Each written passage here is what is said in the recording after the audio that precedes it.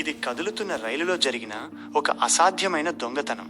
2016 Salem Chennai train heist, కదులుతున్న రైలులో mystery. సంవత్సరం 2016 August 8. Reserve Bank of India ఆర్బీఐకు చెందిన 342 కోట్ల రూపాయల నగదును తమిళనాడులోని సేలం నుండి చెన్నైకి ఒక ప్రత్యేక రైలులో తరలిస్తున్నారు. ఆ డబ్బును 226 భారీ చెక్క పెట్టెల్లో పెట్టి ఒక లగేజ్ వ్యాన్లో గట్టిగా లాక్ చేసి సీల్ వేశారు. ఆ వ్యాన్ పక్క బోగీలోనే డజనుకు పైగా సాయుధులైన పోలీసులు పటిష్టమైన భద్రతతో కాపలా ఉన్నారు. గమ్యం చేరిన తర్వాత షాక్.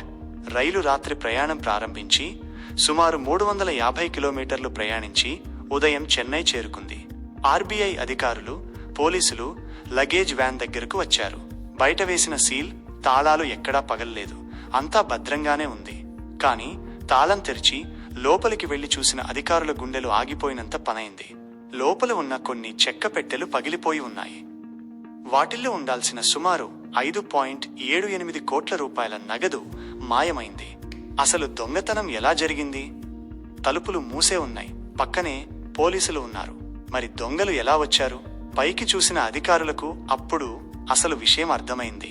ఆ రైలు బోగి పైకప్పుకు ఏకంగా మనుషులు పట్టేంత ఒక పెద్ద కన్నం హోలు ఉంది. దొంగలు గ్యాస్ కట్టర్లతో ఆ మందపాటి ఇనుపరేకును కోసేశారు. కళ్ళు చెదిరే ప్లాన్.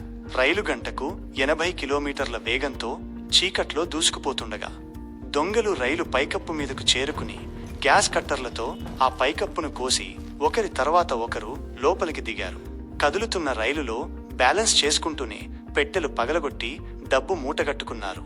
రైలు వంతెనల మీద వెళుతున్నప్పుడు ఆ మూటలను కింద నిలబడి ఉన్న తమ గ్యాంగ్ మనుషులకు విసిరేశారు.